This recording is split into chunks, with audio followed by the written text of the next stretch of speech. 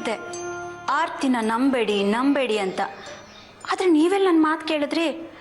ನಂಗೆ ಮೊದಲಿಂದ ಡೌಟ್ ಇತ್ತು, ಆರ್ತಿ ಸಂತೋಷ್ ಇಬ್ಬರು ಸೇರಿಕೊಂಡು ಏನೋ ಮಸ್ಲತ್ ನಡೆಸ್ತಾ ಇದ್ದಾರೆ ಅಂತ. ಒಂದು ವೇಳೆ ನಾನೇನಾದರೂ ಆ ವಿಷಯ ನಿಮಗೆ ಹೇಳಿದ್ರೆ ನೀವು ನನ್ನ ನಂಬಿಡ್ತಾ ಇದ್ರಾ? ನನ್ನನ್ನೇ ಮನೆಯಿಂದ ಆಚೆಗೆ ಹಾಕ್ಬಿಡ್ತಾ ಇದ್ರಿ ಅಷ್ಟೆ. ಏನು ಮಾಡೋದು, ಕೆಲವೊಂದು ವಿಷಯಗಳಲ್ಲಿ ಕೆಟ್ಟರೆ ಬುದ್ಧಿ ಬರೋದು. ನಮ್ಮ ಸೂರ್ಯ ಬಾಬಾ ಅಂತೂ ತಮ್ಮ ಇಡೀ ಬುದ್ಧಿನ ಆರ್ತಿ ಕೈಯಲ್ಲಿ ಕೊಟ್ಬಿಟ್ಟಿದ್ರು. ಈ ಸರ್ಕಸಲ್ಲಿ ರಿಂಗ್ ಮಾಸ್ಟರ್ ಪ್ರಾಣಿಗಳನ್ನು ಇದೇ ಗಲಾಟೆಯಲ್ಲಿ ಆ ಹುಡುಗಿನ ಎಲ್ಲೋ ಕರ್ಕೊಂಡು ಹೊಟ್ಟೋದ. ಎಲ್ಲಿಗೆ ಕರ್ಕೊಂಡು ಹೋದ್ನೋ ಏನೋ ಗೊತ್ತಾಗ್ತಾ ಇಲ್ಲ. ಪಾಪ ಆ ಹುಡುಗಿ ಹೇಗಿದ್ದಾಳೋ ಏನೋ. ಅತ್ತೆ, ವೇದಿಕಾ ತುಂಬಾ ಇನ್ನೋಸೆಂಟು. ಈ ಆರ್ತಿ ಸಂತೋಷ್ ಇಬ್ರು ಸೇರ್ಕೊಂಡು ಅವಳನ್ನ ಮಾರಿದ್ರು ಆಶ್ಚರ್ಯ ಪಡ್ಬೇಕಾಗಿಲ್ಲ. ಯಾವ ಟೈಮಲ್ಲಿ ಏನ್ ಮಾತಾಡ್ಬೇಕು ಅಂತ ಸ್ವಲ್ಪ ಯೋಚನೆ ಮಾಡಿ ಮಾತಾಡು. ಅಯ್ಯೋ, ನಾನೇನ್ ತಪ್ಪು ಮಾತಾಡ್ದೆ? ಯಾಕೆ ನಿಮ್ ಹೆಂಡತಿ ಬಗ್ಗೆ ಈ ರೀತಿ ಮಾತಾಡ್ತಾ ಇದ್ದೀನಿ ಅಂತ ಬೇಜಾರಾಗ್ತಿದ್ಯಾ? ಮೊದಲೇ ಟೆನ್ಷನ್ ಅಲ್ಲಿದ್ದೀವಿ, ಅವಮಾನ ಅನುಭವಿಸಿದೀವಿ, ವೇದಿಕಾ ಎಲ್ಲೋಗಿದ್ದಾಳೆ ಅಂತ ಗಾಬರಿಲಿದ್ದೀವಿ. ಇಂಥ ಟೈಮಲ್ಲಿ ಏನೇನೋ ಹೇಳಿ ಎದುರಿಸ್ಬೇಡ. ನನಗನ್ಸದನ್ನ ಹೇಳ್ದೆ ತಪ್ಪಾ? ನೀನ್ ಏನು ಮಾತಾಡ್ದೆ ಸುಮ್ಮನೆ ಇದ್ಬಿಡು, ಅಷ್ಟು ಸಾಕು.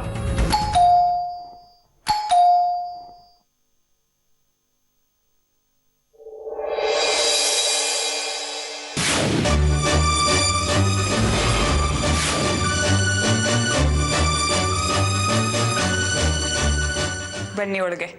ಯಾವ ಮುಖ ಇಟ್ಕೊಂಡು ಕರಿತೀರಿ ಬನ್ನಿ ಒಳಗೆ ಅಂತ? ನಿಮ್ ಮಗ ನನ್ನ ಮಗಳನ್ನ ಬಿಟ್ಟು ಹೋಗು ಅಂತ ಹೇಳಿದ್ದಂತೆ. ದೊಡ್ಡವರಾಗಿ ನೀವು ಅವ್ರಿಗೆ ಬುದ್ಧಿವಾದ ಹೇಳಕ್ ಆಗ್ಲಿಲ್ವಾ? ಅದೇನ್ ಸಂಸ್ಕಾರ ಕೊಟ್ಟು ಬೆಳೆಸಿದಿರಿ ಮಗನ? ಶೋಭಾ ಅವ್ರೆ, ನನಗೂ ಕೋಪ ಬರತ್ತೆ. ಈಗಾಗ್ಲೇ ಸಾಕಷ್ಟು ನಾವು ಅವಮಾನಗಳನ್ನ ಅನುಭವಿಸಿದೀವಿ. ಇಲ್ಲಿಂದ ಅಲ್ಲಿಗೆ ಬಂದು ನಿಮ್ ಮಗಳು ನಮ್ಮ ಮೇಲೆ ಕಂಪ್ಲೇಂಟ್ ಹೇಳಿದಾಳಲ್ಲ, ಅವಳೇನ್ ಮಾಡಿದ್ಲು ಅಂತ ಹೇಳಿಲ್ವಾ ನಿಮ್ಗೆ? ನನ್ನ ಮೊಮ್ಮಗಳು ವೇದಿಕಾ ಅದು ಯಾವನ ಗುರುತು ಪರಿಚಯ ಇಲ್ದೇ ಇರೋ ಜೊತೆ ಓಡ್ ಹೋಗೋದಕ್ಕೆ ಮುಖ್ಯ ಕಾರಣ ನಿಮ್ಮ ಮಗಳು. ಸುಳ್ಳು. ನಮ್ಮ ಆರ್ತಿ ಯಾವತ್ತೂ ಈ ರೀತಿ ಮಾಡೋಳಲ್ಲ. ಹೆತ್ತೋರ್ಗೆ ಹೆಗಣ ಮುದ್ದು ಅಂತಾರಲ್ಲ, ಹಾಗೆ ನಿಮ್ ಮಗಳು ಮಾಡೋ ತಪ್ಪು ನಿಮಗೆ ಎಲ್ಲಿ ಕಾಣಿಸುತ್ತೆ ಹೇಳಿ? ಆರ್ತಿ ಬಗ್ಗೆ ಮಾತಾಡೋ ಯೋಗ್ಯತೆ ಕೂಡ ನಿನ್ಗಿಲ್ಲ. ಅವಳಿಗಿರೋ ಗುಣದಲ್ಲಿ ಒಂದು ಭಾಗ ಕೂಡ ನಿನ್ಗಿಲ್ಲ. ನೋಡಿದ್ವಲ್ಲ ಎಲ್ಲ ಅವಗುಣಗಳನ್ನು. ಆರ್ತಿ ಬಗ್ಗೆ ಇನ್ನೊಂದು ಮಾತಾಡಿದ್ರೆ ನಾನು ಸುಮ್ಮನೆ ಇರಲ್ಲ ರಾಕಿ. ನೀವು ಅಷ್ಟೇ, ಇಲ್ಲಿ ಬಂದು ಹಾರಾಡಿದ್ರೆ ನಾವು ಖಂಡಿತವಾಗ್ಲೂ ಸುಮ್ಮನೆ ಇರೋದಿಲ್ಲ. ನಿಂತ ಕಾಲಲ್ಲಿ ನನ್ನ ಮಗಳನ್ನ ಆಚೆ ಕಳ್ಸಿದ್ರಲ್ಲ, ಮನುಷ್ಯ ನೀವು? ಇಲ್ಲ, ನಮ್ಗೆ ಯಾರಿಗೂ ಮನುಷ್ಯತ್ವ ಇಲ್ಲ. ನಿಮ್ ಮಗಳಿಗೆ ಮಾತ್ರ ಮನುಷ್ಯತ್ವ ಇರತ್ತಲ್ವಾ? ಬನ್ನಿ ನೋಡಿ ನಮ್ಮ ಅತ್ತೆನ.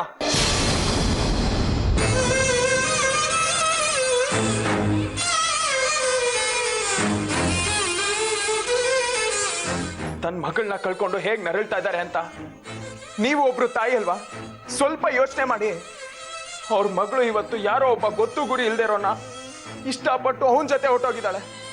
ನಮ್ಮ ಅಣ್ಣ ತನ್ನ ಮಗಳನ್ನ ಹುಡ್ಕೊಂಡು ಬೀದಿ ಬೀದಿ ಅಲಿತಾ ಇದ್ದಾನೆ. ನಾವು ನಮ್ಮ ಕುಟುಂಬ ಅಂದ್ರೆ ಗೌರವದಿಂದ ಕೈ ಕಟ್ಟಿ ನಿಲ್ತಾ ಇದ್ದೀವಿ. ಜನರ ಮುಂದೆ ನಾವು ತಲೆ ತಗ್ಸಿದೀವಿ. ಖುಷಿಯಿಂದ ಇದ್ದಿದ್ ನಮ್ಮ ಸಂಸಾರ ಎಲ್ರು ಇವತ್ತು ಕಣ್ಣೀರ್ ಇಡ್ತಾ ಇದ್ದಾರೆ. ಇದಕ್ಕೆಲ್ಲ ಕಾರಣ ಯಾರು ಗೊತ್ತಾ? ನಿಮ್ ಮಗಳು ಆರ್ತಿ. ಎಷ್ಟು ನಂಬಿದ್ದೆ ನಾನು ಅವ್ರನ್ನ. ನನಗಿಂತ ಹೆಚ್ಚಾಗಿ ಅವ್ರನ್ನ ನಂಬಿದ್ದೆ ನಾನು. ಹೆಂಡತಿ ಅಂದ್ರೆ ಹೀಗಿರ್ಬೇಕು ಅನ್ನೋ ತರ ಇದ್ದು ನಾಟಕ ಆಡಿದ್ರು. ಆರ್ತಿ ಅವ್ರನ್ನ ಸೀತೆ ಸಾವಿತ್ರಿ ಅಂತ ಅನ್ಕೊಂಡಿದ್ದೆ. ಆದ್ರೆ ಅವರು ನಮ್ಮ ಮನೆ ನೆಮ್ಮದಿ ಸುಖ ಸಂತೋಷನ ಹಾಳು ಮಾಡಕ್ ಬಂದಿದ್ದ ರಾಕ್ಷಸಿ. ಸೂರ್ಯ ಅವ್ರೆ, ನೀವು ಆರ್ತಿ ಬಗ್ಗೆ ಹೀಗೆಲ್ಲ ಮಾತಾಡ್ತೀರಾ? ಈ ಮಾತನ್ನ ನಿಮ್ ಮನೆಯಲ್ಲಿ ಬೇರೆ ಯಾರೇ ಹೇಳಿದ್ರು ನನಗೆ ಬೇಜಾರಾಗ್ತಿರ್ಲಿಲ್ಲ. ನೀವು ತಿಳಿದವರು, ಒಳ್ಳೇದು ಕೆಟ್ಟದ್ರ ಮಧ್ಯೆ ಇರೋ ವ್ಯತ್ಯಾಸ ಗೊತ್ತಿರೋರು ಅನ್ಕೊಂಡಿದ್ದೆ. ಅಂತ ನೀವು ಆರ್ತಿ ಬಗ್ಗೆ ಹೀಗೆಲ್ಲ ಮಾತಾಡ್ತೀರಾ? ಒಂದಿನ ನಾಟಕ ಆಡ್ಬೋದು, 2 ದಿನ ನಾಟಕ ಆಡ್ಬೋದು. ತಿಂಗಳಾನ್ಗಟ್ಲೆ ಯಾರಿಗಾದ್ರೂ ನಾಟಕ ಆಡೋಕ್ ಸಾಧ್ಯನಾ? ಹಾಗೆ ನಾಟಕ ಆಡಿದ್ರೆ ಅವಳಿಗೆ ಏನ್ ಸಿಗತ್ತೆ? ನಿಮ್ ಮನೆಯವ್ರಿಗೆ ತೊಂದರೆ ಮಾಡೋದ್ರಿಂದ ಅವಳಿಗೆ ಏನ್ ಪ್ರಯೋಜನ? ಇನ್ನು ಮುಂದೆ ಇದೇ ತನ್ನ ಮನೆ, ಎಲ್ರೂ ತನ್ನ ಸರ್ವಸ್ವ ಅಂತ ಅನ್ಕೊಂಡು ಇಲ್ಲಿದ್ಲು. ಅಂತವಳೆ ನಿಮ್ ಮನೆಗೆ ತೊಂದರೆ ಮಾಡ್ಬಿಡ್ತಾಳ? ಅವಳಿಗೆ ವಿಷಯ ಗೊತ್ತಿದ್ದು ಸುಮ್ಮನೆ ಇದ್ಲು ಅಂತ ನೀವೆಲ್ಲರೂ ಹೇಳ್ತಾ ಇದ್ದೀರಲ್ಲ, ಅವಳು ನಿಮ್ ಜೊತೆ ಮಾತಾಡಕ್ ಬಂದಾಗ ನೀವು ಅವಳ ಮಾತನ್ನ ಕೇಳಿಸ್ಕೊಂಡ್ರ ಸೂರ್ಯ ಅವ್ರೆ? ಆರತಿ ಮಾಡಿದ ತಪ್ಪಾದ್ರೂ ಏನು? ವೇದಿಕಾ ಸಮಸ್ಯೆ ಬಗೆಹರಿಸಕ್ ಹೋಗಿದ್ದು ಅವಳು ತಪ್ಪ? ನೀವು ನಿಮ್ಮಣ್ಣ ಪರಿಮಳ ಯಾರು ಸಮಸ್ಯೆ ಬಗೆಹರಿಸೋ ಪ್ರಯತ್ನ ಮಾಡ್ಲೇ ಇಲ್ಲ. ಅದನ್ನ ಆರತಿ ಮಾಡಿದ್ಲು, ಅದು ತಪ್ಪ ಸೂರ್ಯ ಅವ್ರೆ? ಅಪ್ಪ ಅಮ್ಮ ಅಜ್ಜಿ ಚಿಕ್ಕಪ್ಪ ಇವ್ರು ಯಾರ ಹತ್ರನೂ ಹೇಳ್ಕೊಳಕ್ ಆಗದೆ ಇರೋದನ್ನ ನಮ್ಮ ಆರತಿ ಹತ್ರ ಹೇಳ್ಕೊಂಡಿದ್ದಾಳ ಅವಳು. ಇದ್ರಲ್ಲೇ ಗೊತ್ತಾಗಲ್ವಾ ಸೂರ್ಯ ಅವ್ರೆ ಅವಳು ನಿಮ್ಗೆ ಎಷ್ಟು ಹತ್ರದವಳಾಗಿದ್ಲು ಅಂತ? ಹಳ್ಳಕ್ ಬಿದ್ದವಳಿಗೆ ಆಳಿಗೊಂದ್ ಕಲ್ಲು ಅನ್ನೋ ಹಾಗೆ ನಡ್ಕೊಂಡ್ಬಿಟ್ರಿ ನೀವೆಲ್ಲ. ಸಾಕು ನಿಮ್ ಮಗಳು ಮಾಡಿರೋ ತಪ್ಪಿಗೆ ತೇಪೆ ಹಾಕಕ್ಕೆಲ್ಲ ಬರಬೇಡಿ ನೀವು. ಅವತ್ ಆರ್ತಿಗೆ ಅವಕಾಶ ಕೊಟ್ಟಿದ್ರೆ ಇನ್ನು ಏನೇನ್ ಸುಳ್ಳು ಹೇಳಿರೋರೋ ಏನೋ. ಒಂದ್ ಸುಳ್ಳು ಮುಚ್ಚಾಕಿ ಇನ್ನೊಂದ್ ಸುಳ್ಳು ಹೇಳ್ತಾ ಇದ್ರು. 100 ಸುಳ್ಳು ಹೇಳ್ದವ್ರಿಗೆ ಇನ್ನೊಂದ್ ಸುಳ್ಳು ಹೇಳೋದನ್ ಕಷ್ಟ ಆಗ್ತಿರ್ಲಿಲ್ಲ. ಸದ್ಯ ಅಷ್ಟ್ರಲ್ಲೇ ಅವ್ರ ಬಣ್ಣ ಎಲ್ಲ ಬಯಲಾಗಿ ಆಗೋ ಅನಾಹುತ ತಪ್ತು. ಹೋಗಿ ನಿಮ್ ಮಗಳಿಗೆ ಬುದ್ಧಿ ಹೇಳಿ ಫಸ್ಟ್. ಏನು ತಪ್ಪು ಮಾಡದೆ ಇರೋ ನನ್ನ ಆರ್ತಿ ಮೇಲೆ ಅಪವಾದ ಹೊರಿಸಿ ಅವಳ ಮನೆಯಿಂದ ಹೊರಗಾಕಿದ್ರ ಅವಳ ಕಂಡಿನ ಶಾಪ ನಿಮ್ಗೆ ತಟ್ಟನೆ ಬಿಡಲ್ಲ.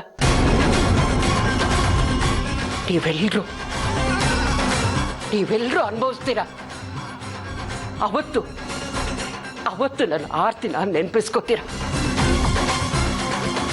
ಯಾರಿಗೂ ಒಳ್ಳೇದಾಗಲ್ಲ.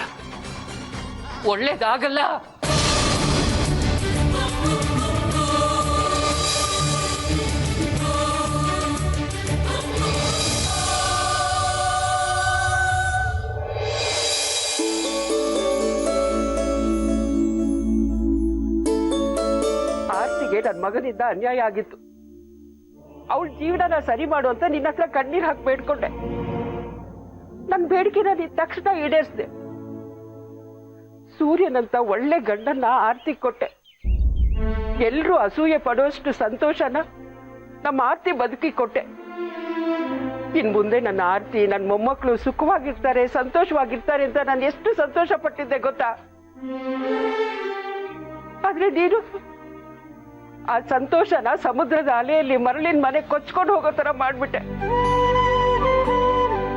ಯಾಕೆ ದೇವ್ರೆ ಹೀಗ್ ಮಾಡ್ಬಿಟ್ಟೆ ನೀನು? ಒಂದ್ ಕೈಯಲ್ಲಿ ದೇವ್ರ ತರ ಸಂತೋಷನ ಕೊಡ್ತೀಯ, ಆ ಸಂತೋಷನ ನಾವು ಅನುಭವಿಸೋಷ್ಟ್ರಲ್ಲಿ ಇನ್ನೊಂದ್ ಕೈಯಿಂದ ರಾಕ್ಷಸ ತರ ಸಂತೋಷನ ಕಿತ್ಕೊಂಡ್ಬಿಡ್ತೀಯ. ಯಾಕೆ ಹೀಗ್ ಮಾಡ್ತೀಯ ನೀನು? ನಾವೆಲ್ಲ ನಿನಗೆ ಹೆದರ್ಕೊಂಡು ಇರ್ಬೇಕು ಅಂತನಾ, ಅಥವಾ ನಿನ್ನ ಹೆದರಿಕೆಗೆ ಸದಾ ನಾನು ಪೂಜೆ ಮಾಡ್ತಿರ್ಬೇಕು ಅಂತನಾ? ನನ್ನ ಆರ್ತಿ ಜೀವನನ ನೀನ್ ಸರಿ ಮಾಡ್ಲೇಬೇಕು. ಇಲ್ಲ ಅಂದ್ರೆ ನಾನು ಯಾವತ್ತೂ ನಿನಗೆ ಕೈ ಮುಗಿಯಲ್ಲ, ಪೂಜೆನೂ ಮಾಡಲ್ಲ.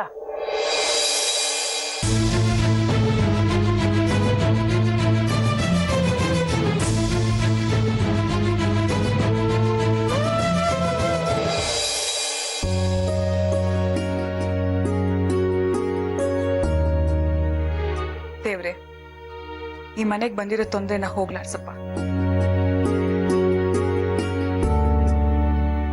ಬೇಗ ರೆಡಿ ಆಗು ಸಾಕ್ಷಿ, ಸ್ಕೂಲ್ ವ್ಯಾನ್ ಬಂದ್ಬಿಡುತ್ತಲ್ವಾ? ಅಪ್ಪ, ಈ ಡ್ರೆಸ್ಗೆ ಒಂದ್ ಸ್ಕಾರ್ಫ್ ಇದೆ. ಹಾ,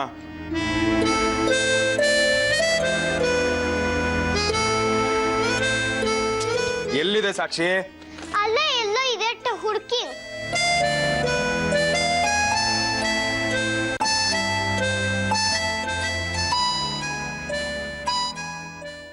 ಬೇಗ ಹುಡುಕಿ, ಸ್ಕೂಲ್ ಲೇಟ್ ಆಗ್ತಾ ಇದೆ. ಇರೇ, ನಾನ್ ಹೇಳಿದ್ ನನ್ಗೆ ಹೇಳ್ಬೇಡ. ಇರ್ಪುಟ್ಟ, ಹುಡುಕ್ತಾ ಇದೀನಲ್ವಾ, ಒಂದ್ ನಿಮಿಷ ಇರು.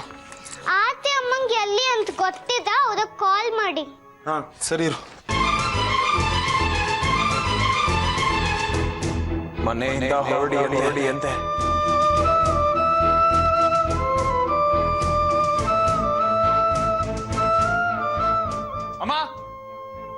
ಅಮ್ಮ, ಏನ್ ಸೂರ್ಯ? ಅಮ್ಮ, ಸಾಕ್ಷಿ ಸ್ಕಾರ್ಫ್ ಎಲ್ಲಿದೆ? ನನ್ಗೇನೋ ಗೊತ್ತು, ನಾನ್ ನಿನ್ ರೂಮಿಗೆ ಬರಲ್ವಲ್ಲ, ಇಲ್ಲೇ ಎಲ್ಲಾದ್ರೂ ಇರ್ಬೋದು ನೋಡು. ಅದು ಗೊತ್ತಿದ್ರೆ ನಿಮ್ಮನ್ನ ಯಾಕೆ ಕೇಳ್ತಿದ್ದೆ?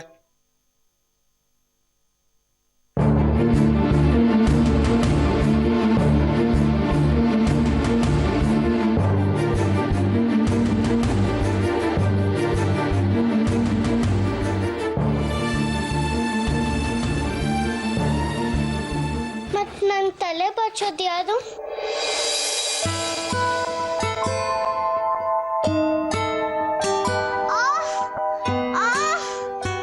ನಿಮಗ್ ಬಾಚಕ್ಕೆ ಗೊತ್ತಿಲ್ಲ.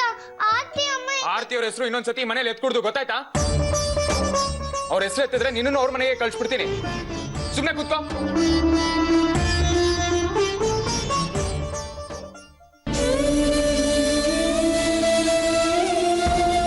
ಅಣ್ಣ ಅಣ್ಣ ಚೂರು ಅಕ್ಕೇನ್ ಕರೀರಿ, ಸಾಕ್ಷಿ ಕೂದಲು ಬಚ್ಬೇಕು. ಅಣ್ಣ ಅಣ್ಣ ಭಾವ ಆಚೆಗೆ ಹೋಗಿದ್ದಾರೆ. ಅದ್ಕೆಗೆ ಹುಷಾರಿಲ್ಲ, ಮಲ್ಕೊಂಡಿದ್ದಾರೆ. Rocky, can you please help me? ನನ್ ಕೂರ್ಲೆ ತೆಂಗಿನ ನಾರ್ ತರ ಆಗಿದೆ, ಸ್ಟ್ರೈಟ್ನಿಂಗ್ ಮಾಡಿಸ್ಬೇಕು. ಐ ಆಮ್ ಸಾರಿ ಭಾವ. ಭಾವ, ಇಂಥ ಕೆಲಸಗಳಿಗೆಲ್ಲ ಒಬ್ಳು ಕೆಲಸವನ್ನ ಇಟ್ಕೊಳ್ಳಿ. Thanks for the advice. Welcome.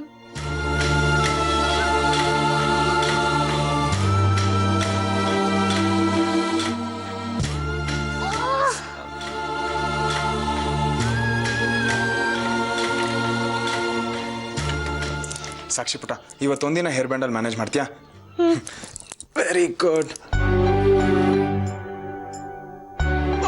School ಬೇಗ ಬಾ ಬೇಗ ಬಾ ಬೇಗ ಬಾ, ಸ್ಕೂಲ್ ವ್ಯಾನ್ ಹೊಟ್ಟೋಗ್ಬಿಡುತ್ತೆ ಬಾ. ಅಮ್ಮ, ಸಾಕ್ಷಿ ಟಿಫನ್ ಬ್ಯಾಗ್ ತೊಂಬಾ. ಈ ಕಡೆ ಈ ಕಡೆ ಈ ಕಡೆ ತಗೋ ಸೂರ್ಯ, ತಗೋ. ತಗೋ. ಬಾಯ್ ಪುಟ್ಟಿ. ಓಡು ಓಡು, ಸ್ಕೂಲ್ ವ್ಯಾನ್ ಹೋಗುತ್ತೆ, ಹೋಗು.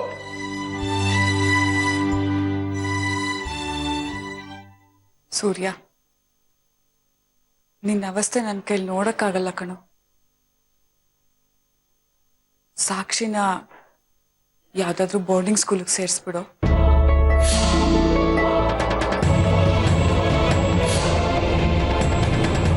ನನ್ನ ಕೈಲಾದಷ್ಟು ದಿನ ನಾನು ನೋಡ್ಕೋತೀನಿ. ಆಗದೆ ಇರೋ ದಿನ ಬಂದಾಗ ಆ ದಿನ ಬರ್ದೇ ಇರ್ಲಿ ಅಂತ ಆ ದೇವ್ರ ಹತ್ರ ಬೇಡ್ಕೋತೀನಿ. ಅಪ್ಪ, ವ್ಯಾನ್ ಹೊಟ್ಟೋಯ್ತು, ಈಗೇನ್ ಮಾಡೋದು? ಬಾ ಪುಟ್ಟ, ನಾನೇ ನಿನ್ನನ್ನು ಕರ್ಕೊಂಡು ಹೋಗ್ಬಿಡ್ತೀನಿ.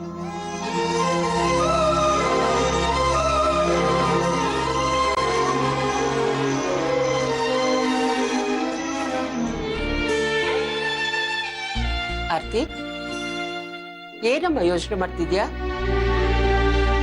ಏನಿಲ್ಲ ಅಮ್ಮ.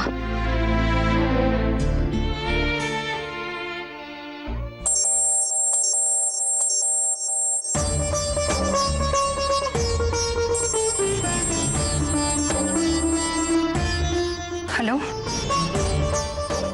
ಹೇಳಿ.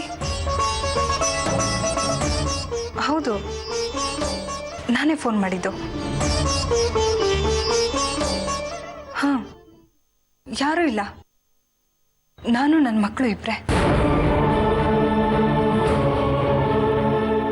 ಅವರನ್ನ ಭೇಟಿ. ಸರಿ, ಥ್ಯಾಂಕ್ಸ್.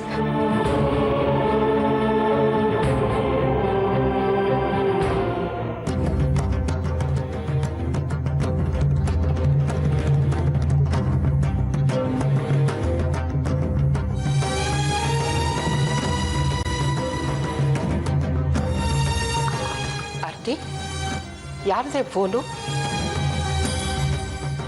ಆಶ್ರಮದಿಂದ. ಆಶ್ರಮದಿಂದನಾ? ಏನ್ ವಿಷಯ? ಯಾಕೆ ಫೋನ್ ಮಾಡಿದ್ರು? ಬೆಳಿಗ್ಗೆ ನಾನೇ ಕಾಲ್ ಮಾಡಿದ್ದೆ, ಅದಕ್ಕೆ ಅವ್ರು ವಾಪಸ್ ಕಾಲ್ ಮಾಡಿದ್ರು. ನೀನ್ ಯಾಕೆ ಆಶ್ರಮಕ್ಕೆ ಫೋನ್ ಮಾಡಿದ್ದೆ? ಇನ್ಮೇಲೆ ನಾನು ಮಕ್ಕಳು ಆಶ್ರಮದಲ್ಲೇ ಇರೋಣ ಅಂತ.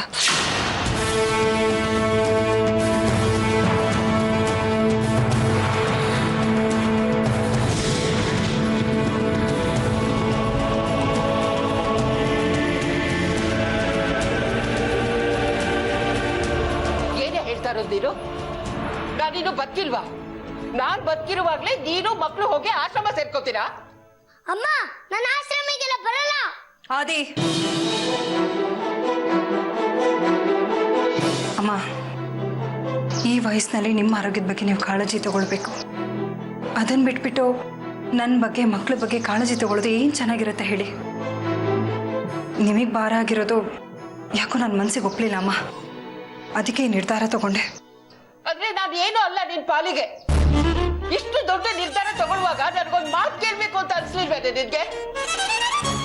ಕೇಳಬೇಕು ಅಂತ ಅನಿಸ್ತು ಅಮ್ಮ. ನಾನು ಕೇಳಿದ್ರೆ ಅದಕ್ಕೆ ನೀವೇನು ಉತ್ತರ ಕೊಡ್ತೀರಾ ಅನ್ನೋದು ನನಗೆ ಚೆನ್ನಾಗಿ ಗೊತ್ತಿತ್ತು.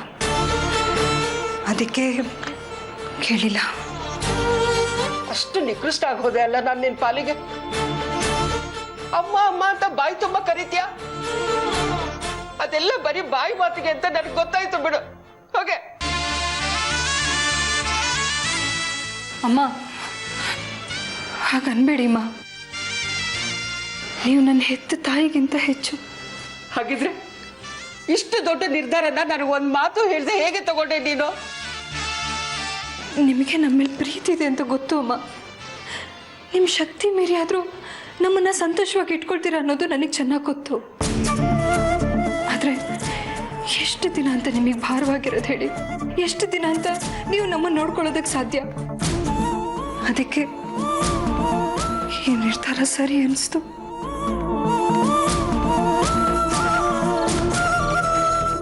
ಹೂಗಳು ಗಿಡಕ್ಕೆ ಭಾರ ಅನ್ಸುತ್ತೇನೆ. ಹೂಗಳಿರೋದ್ರಿಂದ ತಾನೇ ಗಿಡದ ಅಸ್ತಿತ್ವಕ್ಕೆ ಅರ್ಥ ಬರೋದು. ಹೂಗಳೇ ಇಲ್ಲ ಅಂದಮೇಲೆ ಆ ಗಿಡ ಇದ್ದು ಏನ್ ಪ್ರಯೋಜನ ಹೇಳು? ಹಾಗೆ ನೀನು ನಿನ್ ಮಕ್ಕಳು ನನ್ನ ಪಾಲಿಗೆ. ನಿಮ್ ಸಂತೋಷನೇ ನನ್ ಸಂತೋಷ, ನಿಮ್ ದುಃಖನೇ ನನ್ ದುಃಖ. ನೀವು ಚೆನ್ನಾಗಿರ್ಲಿ ಅಂತಾನೆ ಕಡೆ ನಾನು ದಿನ ದೇವ್ರ ಹತ್ರ ಪ್ರಾರ್ಥನೆ ಮಾಡೋದು. ಈಗ ನೀವುಗಳೇ ಇಲ್ಲ ಅಂದ್ಮೇಲೆ ನಾನ್ ಬದುಕಿದ್ದು ಏನ್ ಪ್ರಯೋಜನ ಹೇಳು? ಹೋಗು, ನೀವುಗಳು ಹೋಗಿ ಆಶ್ರಮ ಸೇರ್ಕೊಳ್ಳಿ. ನಾನು ಈಗಲೇ ಪ್ರಾಣ ಬಿಟ್ಬಿಡ್ತೀನಿ. ಅಮ್ಮ ದಯವಿಟ್ಟು ಸಹಾಯ ಮಾತಾಡ್ಬಿಡಿಮ್ಮ. ನನ್ನ ಕೈ ಸಹಿಸ್ಕೊಳಕ್ಕಾಗಲ್ಲ.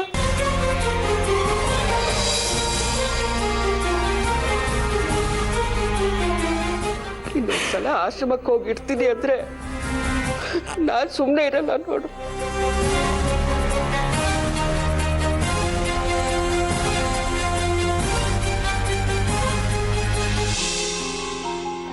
ಒಂದ್ ವೇಳೆ ನಿನಗೆ ಪುನರ್ವಿವಾಹ ಆಗದೆ ಹೋಗಿದ್ರೆ ನೀನ್ ನಮ್ ಜೊತೆಲೇ ಇರ್ತಿದ್ದೆ ತಾನೆ. ಹಾಗೆ ಅನ್ಕೊಂಡು ನಾವೆಲ್ಲರೂ ಒಟ್ಟಿಗೆ ಇರೋಣ ಕಡೆ. ನೀನು ಓದಿದ್ಯಾ? ನಿನಗೆ ಮನೇಲಿರೋಕ್ ಬೇಜಾರಾದ್ರೆ ಯಾವ್ದಾದ್ರು ಕೆಲ್ಸಕ್ಕೆ ಸೇರ್ಕೊ.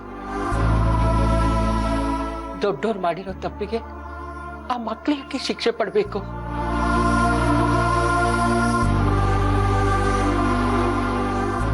ನಮ್ಮ ಮಕ್ಳ ಭವಿಷ್ಯನ ಚೆನ್ನಾಗಿ ಮಾಡೋಣ. ಅವ್ರಗಳ ಭವಿಷ್ಯಕ್ಕೋಸ್ಕರ ನಾವು ಬದುಕೋಣ ಕಡೆ.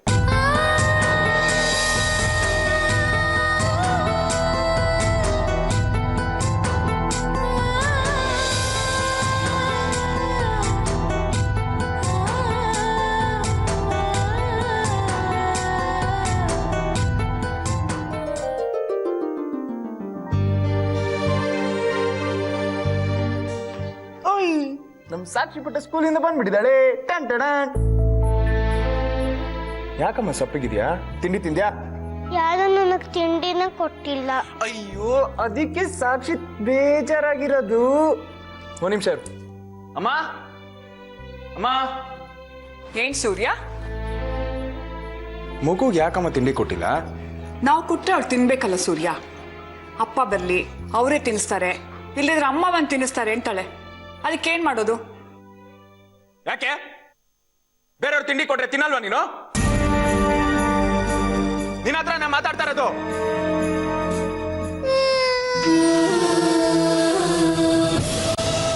ಈಗ ನಾನು ಏನ್ ಹೇಳ್ದೆ ಅಂತ ಅಳ್ತಾ ಇದೆಯಾ ನೀನು?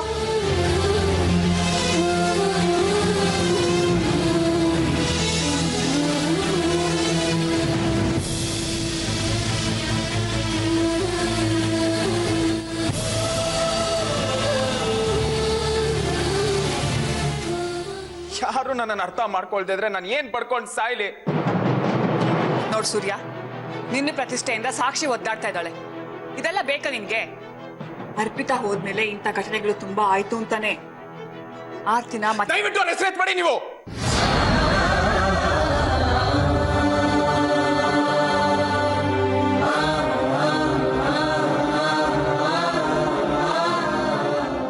ನನ್ನ ಬಗ್ಗೆ ಆಗ್ಲಿ, ಈ ಮನೆ ಬಗ್ಗೆ ಆಗ್ಲಿ, ನನ್ನ ಮಗಳ ಬಗ್ಗೆ ಆಗ್ಲಿ ಒಂಚೂರು ಪ್ರೀತಿ ಮಮಕಾರ ಗೌರವ ಅನ್ನೋದಿದ್ದಿದ್ರೆ ನಾನು ಹೋಗು ಅಂದಿದ ತಕ್ಷಣ ಹೋಗ್ತಾ ಇರ್ಲಿಲ್ಲ.